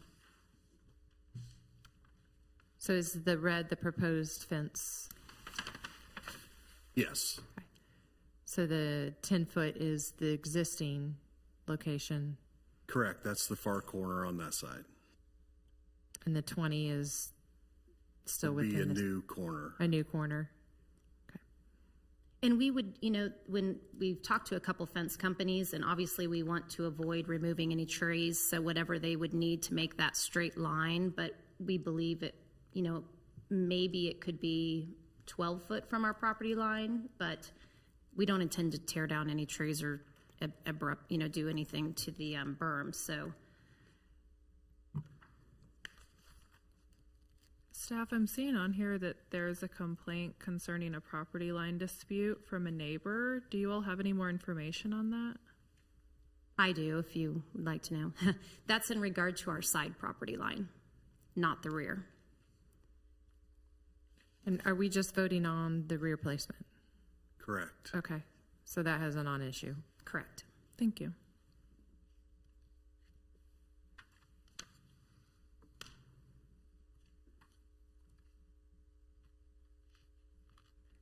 Board, do you have any more questions? No? Thank you. Okay. So it's stated here that all letters were mailed, no calls have been received. One complaint concerning a property line dispute from neighbor on the south has been received at the time of the report. We just stated that this actual exception is for the placement of the fence in accordance on the rear, so it has nothing to do with the side property. So that's a non-issue. Do we have anybody here that wants to speak for or against this case tonight? Okay. Do you have any more commentary, or would somebody like to make a motion? Madam Chairman, I'll move to approve case 34-2024, 3905 West 110th Terrace, a request for an exception for the placement of a fence in accordance with the LDO section 16-4-9.5B in an R1 district. We have a motion to approve and a second. All those in favor or opposed? Munson? Aye. Dirksen? Aye. Hawk? Aye. Bussing? Aye. And Farrington's aye as well. So case 34-2024 has been approved. You will be notified by the city in writing. Thank you. And next item we have on the agenda is our last case. It's case 35-2024, 9229 Belinder Road, a request for variance to the side yard setbacks in accordance with LDO section 16-2-5.3, parent D parent in an R1 district. Staff, do you have a report? The applicants want to construct a garage addition in line with the existing garage. Per the submitted plan, the existing structure is 12 foot 10 inches from the property line. The addition will be placed at 12 foot 6 inches. The side yard setback in R1 is 15 feet. This will be a 2 foot 6 inch encroachment, and that's a correction to the staff report and why it's a variance and not an exception, because it's actually going to get 4 inches closer based on the angle.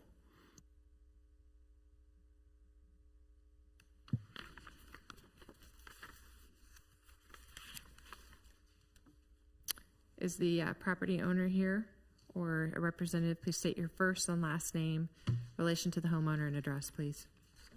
Bruce Wentland, architect for the project, 7924 Floyd, and Scott and Rachel Humphrey are here in the crowd as well.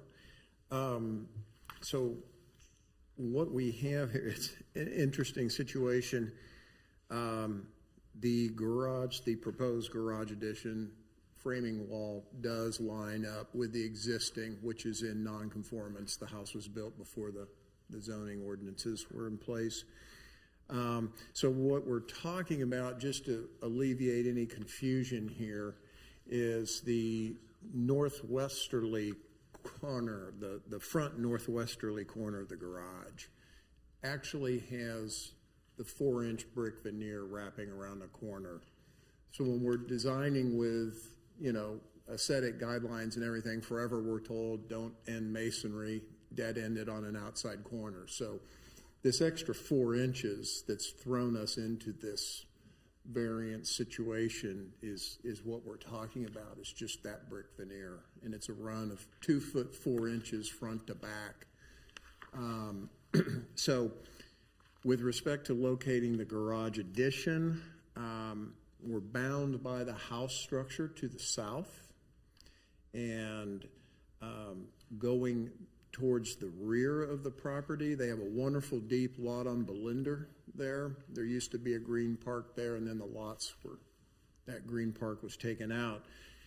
Pushing any garage addition to the rear that might be able to snake over more central to the lot creates a hardship with respect to a bigger garage structure reaching towards the rear of the lot as the grade falls. And of course, when you have a lot as nice as this, you want as much living space, being able to look out to the rear green yard. In our situation, you'll see also behind the garage is the master suite addition.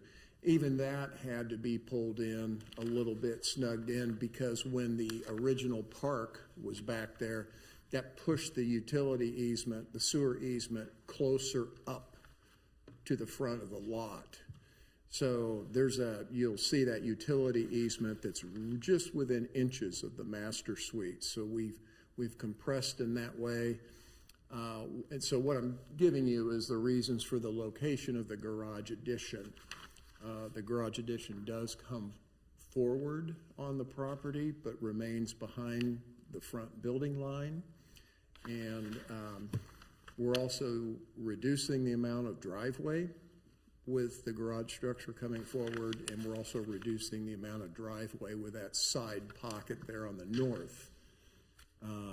So the net is to give back to the community. Scott's business, he has a big truck.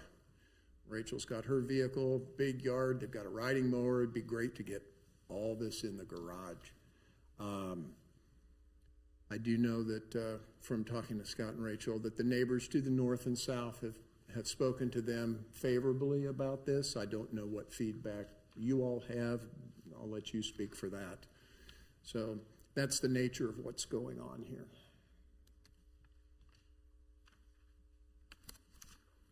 Mr. Chairman, I have a question for the architect. Looking at this map right here, Can you show where that addition is going to be? This Yeah, yellow I have. map, okay?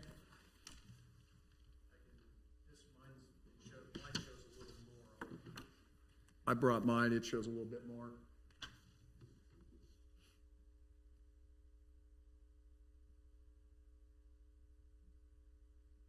Okay, so looking at the bottom of the screen, that gray block, that is the addition of the garage coming forward. All right, now, looking at the map here, is it on the, what would be the top of the house or some other location? Top of, what, you see this map? Well, it's It difficult. would, Let me come up. that map's a little bit hard to read in terms of placing it on the lot. Just sketch it in. The garage addition is right here. Okay, let me see that. It's right, this is it right here? The garage addition will be right here. Oh, This, there? yeah, Behind this one? Behind this? this is where the existing garage Okay. is. The garage addition comes forward to the street. It's in black ink on the screen. I'm sorry? Oh, okay. Thank you. Very good. Now I understand. Can you put the last one that you had up there?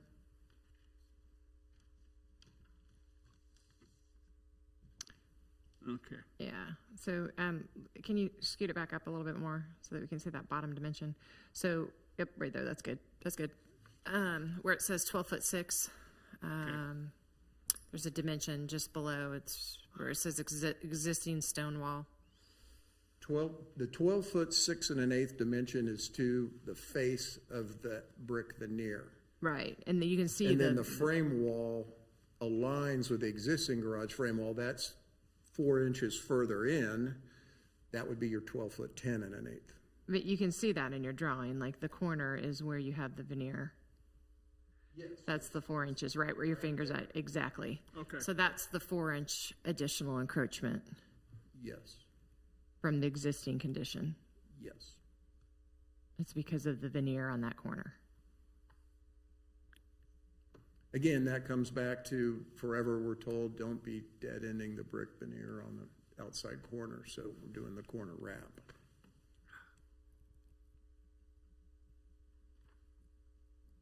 I dare say from the streetscape, what we're talking about, I don't believe anybody would drive down the street and say, oh, that's 4 inches more. In other words, it won't be noticeable from the street. Yeah. Okay.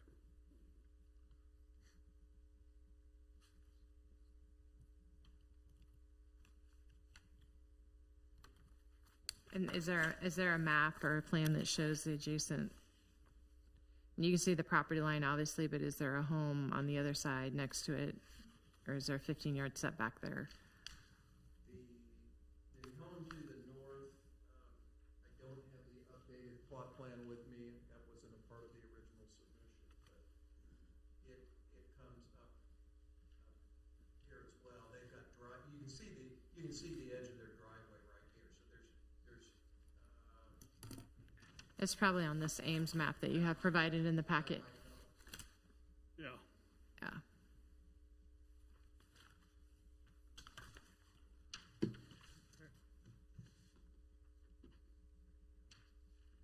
this is the neighbor to the north, their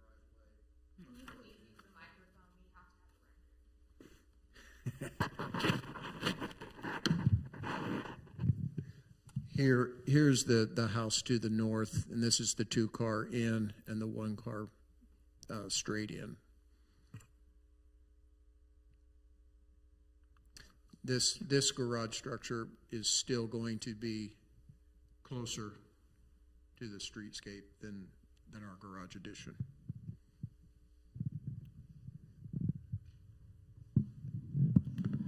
Okay. So, again, this is a variance, and we have to speak on the 5 factors.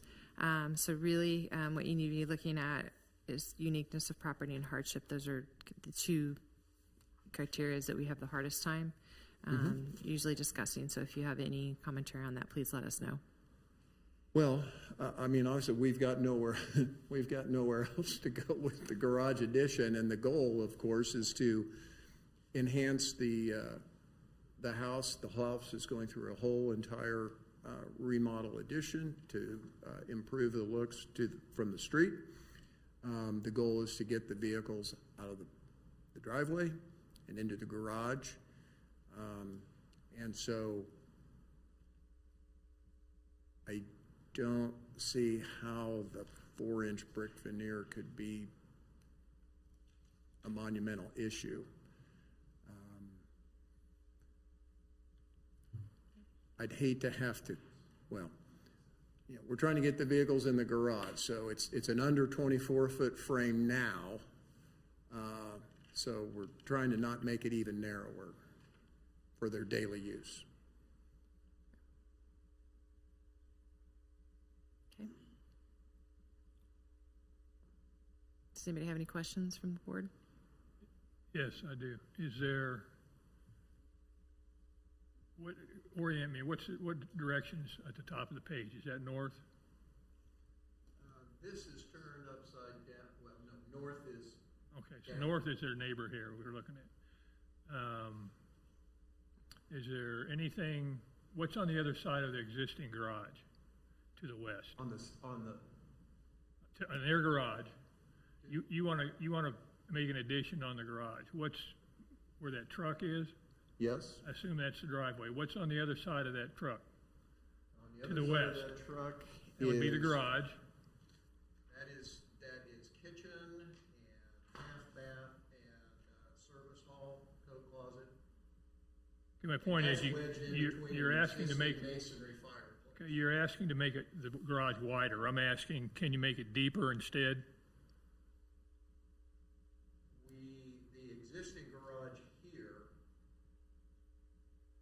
is roughly, I mean, if we build back this way, we are now encroaching on living space, and we can't push the living space any further back because of the sewer easement. Okay. All right. Rich, correct me if I'm wrong, but the width is staying the same for the framing. It's just the brick veneer on the front that extends the extra 4 inches. Is that correct? Well, what I'm saying here, you're asking about this brick right here? Mm-hmm. Yeah, I mean, if we didn't return that brick around the side and just let it Or it was a different material? dead end, it's not going to change our framing or anything, but technically it's a non-variance at that point. Because the framing to the garage that you're adding on, the additional is adding on to the existing framing that's in place in a straight line, because it's a legal non-conforming of what exists there. The brick veneer makes it a variance and not an exception because it would still be 12'10", which is inside 15 feet. Mm-hmm. So if it wasn't brick veneer and a different material that wasn't brick, it probably would be an exception and not the variance that we're voting on. Correct. Okay. This is Travis Torres, Director of Building and Code Enforcement. I just want to make sure we're considering this correctly. On that 15-foot setback line, it looks like the addition is going to encroach a little more to that side.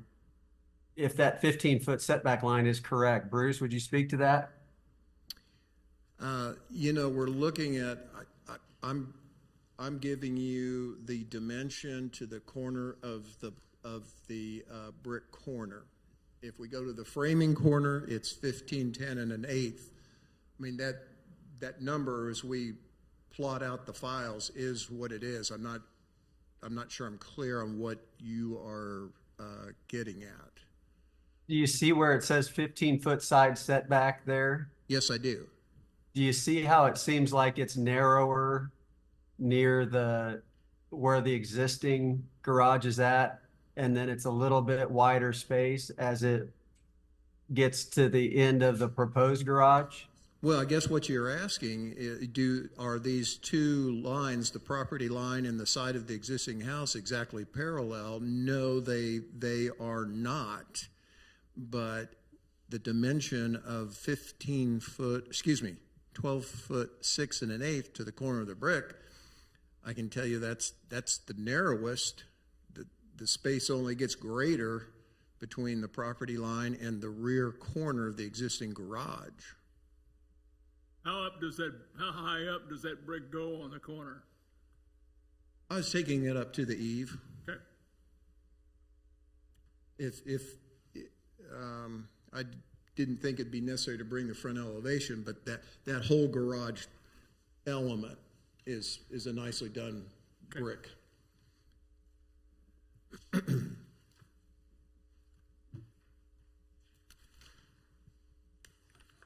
Here we go. Is the existing home brick, or what material are you adding brick veneer? I'm sorry? Is the existing home brick? There's brick over here, and we're adding on some, the brick pilasters at some of the portico columns and whatnot. So when you look at the garage right here, it's facing the street, you're seeing brick here that turns and goes into an inside corner. You're seeing brick in between the overhead doors here, and then brick at this outside corner here. So, I mean, realistically, you're trying to keep the intent and of the design of the existing and enhance it with adding additional brick. Yes. So it's not like you're creating your own hardship and picking a material that's outside of. Right. I mean, the neighbors are excited about it because it's really going to enhance the current state of the property. Scott and Rachel are excited about it too. Does anybody else have any questions? Okay. Staff has commented that letters were sent out. Did you receive anything back from anyone? No complaints. And I'll just ask if there's anybody here to speak for or against it, but I don't think anybody else is in the waiting area, but they speak for it. Okay. With that said, we'll go ahead and you can take a seat. Thank you. We'll discuss each of the factors and vote on those accordingly. So we're going to start with uniqueness of property. Does the board have any statements in regards to uniqueness of property?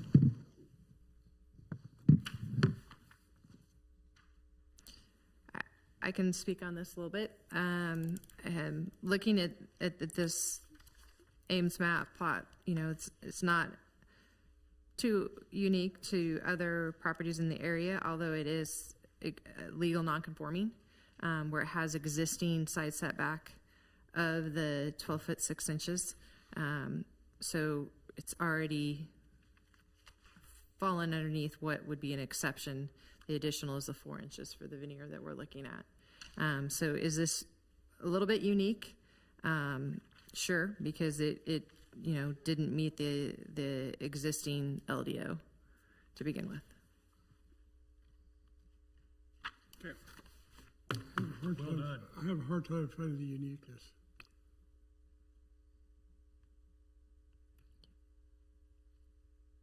Any other comments? So we'll go ahead and vote on uniqueness of property. If you vote in the affirmative, that it meets the uniqueness criteria. If you vote negative, it does not. So all those that feel that uniqueness of property is met. Munson? Aye. Dirksen? Aye. Hawk? Nope. Bessing? Aye. And I will go ahead and vote aye as well, which is a 4-1 in the affirmative that it meets uniqueness. Rights of adjacent property owners. Do we have any commentary from board Maybe talk to your homes association.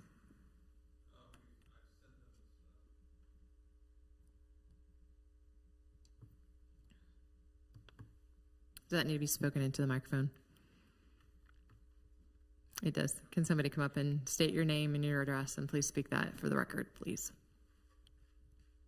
My name's Scott Humphrey, 9229 Belinder, Leewood, and yes, I sent it to the Homes Association.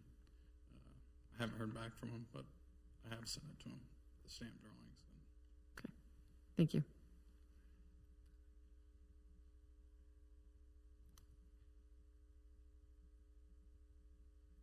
And staff, you already stated that you have not received anything back from any of the adjacent neighbors. No complaints, just a few calls about inquiries about what the project was, and that was the scope of it.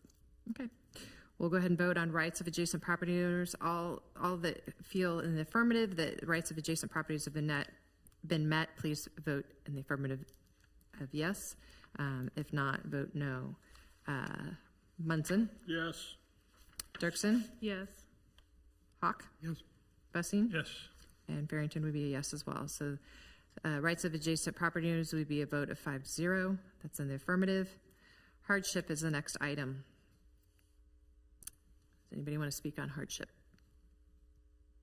Madam Chairman, I think hardship might be a hard sell for me. I haven't really seen anything to demonstrate hardship here other than a desire to add additional garage space. I think when we're considering that with the fact that it would be an exception, if not for that additional veneer there, I'm having a hard time seeing how that situation would really establish hardship. Might consider that the way the LDO comes down and is ruled on, sometimes these kinds of things get twisted a bit, and what doesn't meet the absolute criteria of hardship is a hardship because of the way the LDO has been administered. So to me, that sometimes breaks the ice for that.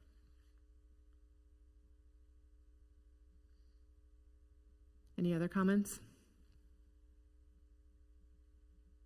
All right, so we're going to vote on the hardship that the application is that if voting in affirmative, that it constitutes a hardship upon the property owner represented in this application. So if you vote in the affirmative, there is a hardship, and if you vote in the negative, there is not a hardship.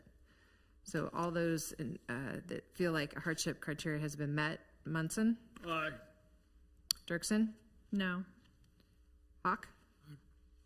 Bussing? Aye. And Barrington, I would say aye as well. So that vote is a 4-1 in the affirmative that hardship has been met.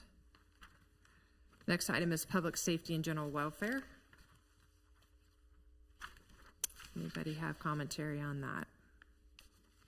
Madam Chairman, I don't think this request has any effect on public safety or general welfare.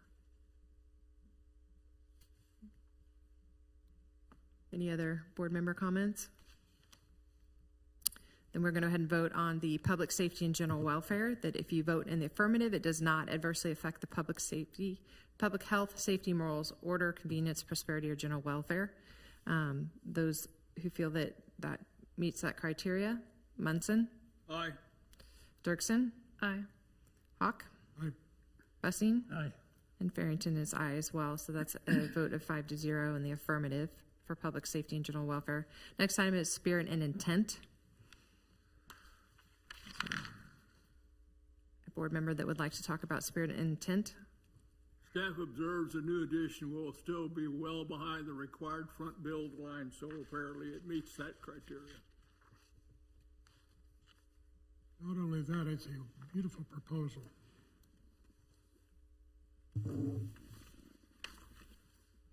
All right. Any other comments? We'll go ahead and vote on spirit and intent. If it's in the affirmative, that it does meet general spirit and intent of the Leawood Development Ordinance. If it's negative, it does not. Munson? Aye. Dirksen? Aye. Hawk? Aye. Bussing? Aye. And Farrington is an aye as well, so that's a 5-0 in the affirmative. So we have voted on all 5 factors, and we have found a majority of those in the approval of all 5 factors. So do we have a motion for this case? Madam Chairman, I would like to move for approval of case 25-2024, address 9229 Belinder Road, request for a variance to the side yard setback in accordance with the LDO, section 16-2-5.3, parent D, parent in an R1 district. Do we have a second? Second. Okay, we do have a motion for approval of case 35-2024 in a second. All those in favor, Munson? Aye. Dirksen? Aye. Hawk? Bussing? Aye. And Farrington is also. So this case has been approved. You will be notified by the city in writing. That will conclude our cases for the evening. Do we have a move, any items that we need to go over before we adjourn? Staff or legal, okay. Do we have a motion for adjournment? Move. So, and a second. We have a motion for adjournment and a second, so moved. Have a good evening.